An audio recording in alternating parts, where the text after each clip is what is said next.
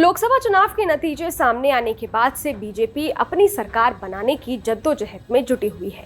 दिल्ली में एनडीए गठबंधन की मीटिंग हो रही है और सभी की नजरें इस मीटिंग पर टिकी हुई है, क्योंकि इस मीटिंग में मंत्री पद जैसे कई मुद्दों पर आज फैसला हो सकता है। नीतीश कुमार और चंद्रबाबू नायडू दोनों ने स्पीकर पद की मांग की है।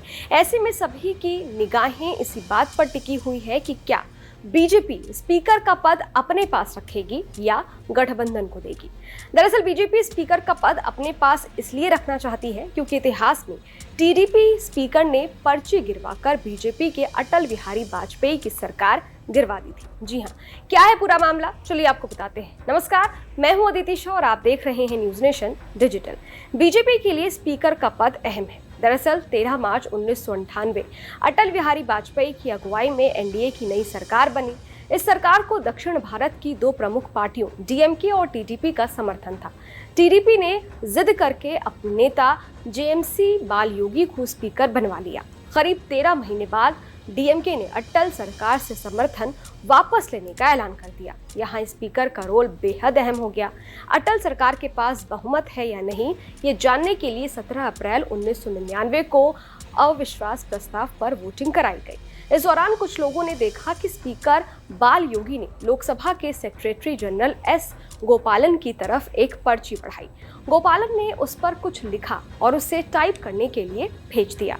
उस टाइप हुए कागज में बालयोगी ने एक रूलिंग दी थी जिसमें कांग्रेस सांसद गिरधर गोमांग को अपने विवेक के आधार पर वोट देने की अनुमति दी गई थी। दरअसल गोमांग फरवरी में ही उड़ीसा के मुख्यमंत्री बन गए थे, लेकिन उन्होंने अपनी लोकसभा की सदस्यता से तब तक इस्तीफा नहीं दिया था। ऐसे में संसद में वो वोट देंगे या नहीं, ये स्पीकर बालयोगी को तय करना था। भारत के राजनीतिक इतिहास में पहली बार एक मुख्यमंत्री संसद में वोट देने पहुंचे। उन्होंने अपना वोट अटल बिहारी वाजपेयी के खिलाफ दिया। इलेक्ट्रॉनिक स्कोर बोर्ड पर अटल सरकार के पक्ष में 269 और विपक्ष में 270 मत दिखाई पड़े। इस तरह स्पीकर ने विशेष अधिकार का इस्तेमाल किया और एक वोट से अटल सरकार गिर गई। ये एग्जाम्पल स्पीकर पद की अहमियत को बताने के लिए काफी है। 2024 लोकसभा चुनाव के बाद ये पद एक बार फिर से चर्चा में है। नतीजों में बीजेपी को बहुमत नहीं मिला है।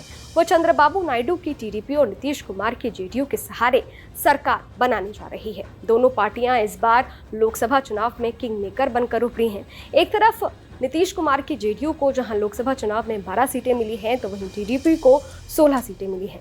इस बीच खबरें आ रही हैं कि दोनों ही पार्टियां स्पीकर पद के लिए मांग कर रही हैं और दोनों की दोनों अड़ी हुई भी हैं। ऐसे में अब देखना ये होगा कि एनडीए की हो रही बैठक में स्पीकर पद पर क्या फैसला आता है। खैर, ये वीडियो आपको कैसा लगा, इस वीडियो पर आपकी क्या राय है, कमेंट बॉक्स में जरूर बताइएगा। देश और दुनिया के तमाम खबरों के लिए देखते रहिए न्यूज नेशन डिजिटल, मेरे यानी अदिति शाह के साथ। शुक्रिया।